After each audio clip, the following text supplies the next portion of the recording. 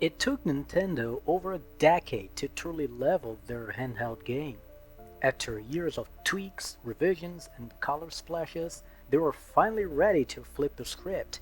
New look, new power, new era.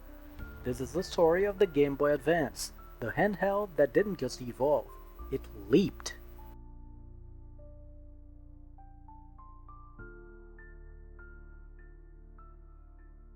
By the late 90s, the Game Boy brand was unstoppable, but also outdated. Games were still 8-bit, the screen was still unlit, competitors had moved on. So, Nintendo prepared its most ambitious portable yet, announced in 1999 and launched in March 2001 in Japan and June 2001 worldwide. The Game Boy Advance, or GBA for short, finally gave handheld gaming the power to match its console siblings. The result?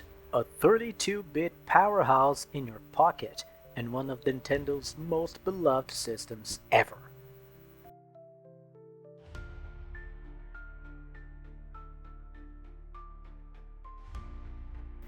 This wasn't just a spec bump, it was a redesign from the ground up. Gone was the vertical calculator style of the Game Boy line. The GBA had a landscape layout with shoulder buttons and a wide screen.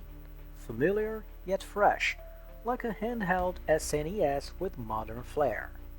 It came in a range of colors, including indigo, glacier, and arctic, later expanding into dozens of variants. It was lightweight, comfortable, and for once looked like it belonged in the 2000s. But no backlight yet. Yep, still holding out.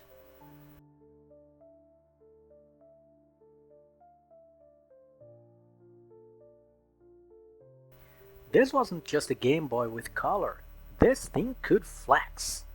The CPU was a 32-bit ARM 7 TDMI processor at 16.78 MHz.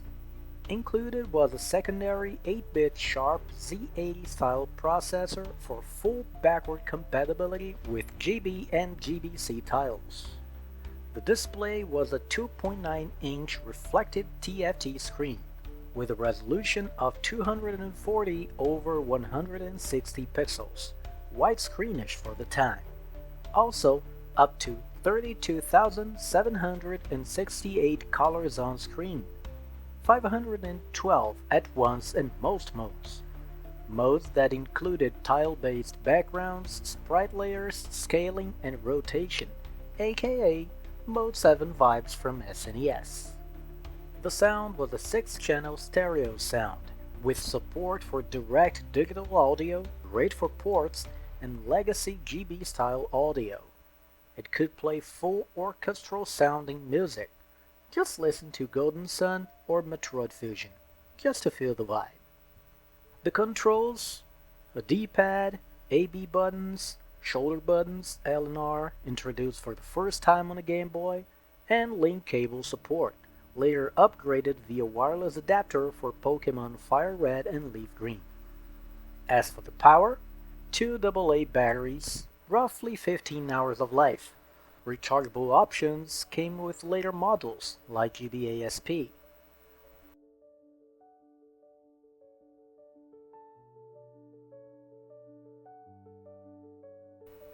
The GBA had one of the strongest launch lineups of any Nintendo handheld. Super Mario Advance, a reworked Mario 2 with added features, F-Zero Maximum Velocity, and Castlevania Circle of the Moon. But things only got better from there. Some standout titles included Advance Wars, turn-based tactics with Color, Charm, and Heartbreak, Pokemon Ruby, Sapphire, and Emerald, the third generation of Pokemon now in full color with weather effects and secret bases, Metroid Fusion and Zero Mission, 2D action perfection, Zelda The Minish Cap, a Capcom-developed delight, Golden Sun, JRPGs with summoned monsters and rotating puzzle dungeons, Fire Emblem, the series' Western debut, Mario Kart Super Circuit, WarioWare Inc., Final Fantasy Tactics Advance. Oh, and let's not forget the ports. Tons of SNES classics got handheld revivals. A Link to the Past, Street Fighter 2, Donkey Kong Country, Final Fantasy 4-6. The GBA became the portable SNES we always wanted, plus more.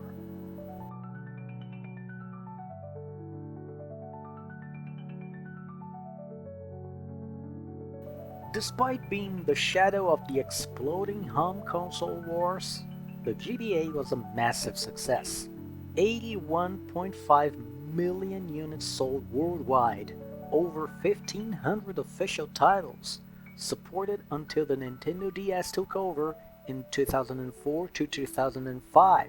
Variants included the GBA SP released on 2003, clamshell design, backlit screen, and rechargeable battery, the GBA SP model AGS 101 with upgraded brighter backlit screen, the holy grail of GBA models, and finally the Game Boy Micro released in 2005, tiny, stylish, impractical, but beloved by collectors.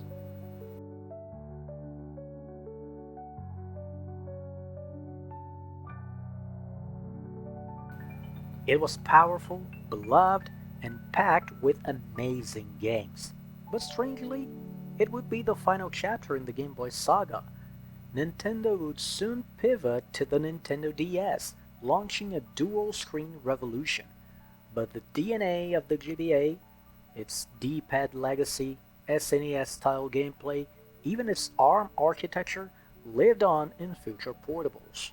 Today, the GBA enjoys a huge modding scene, vibrant homebrew community, and some of the most loyal retro fans around.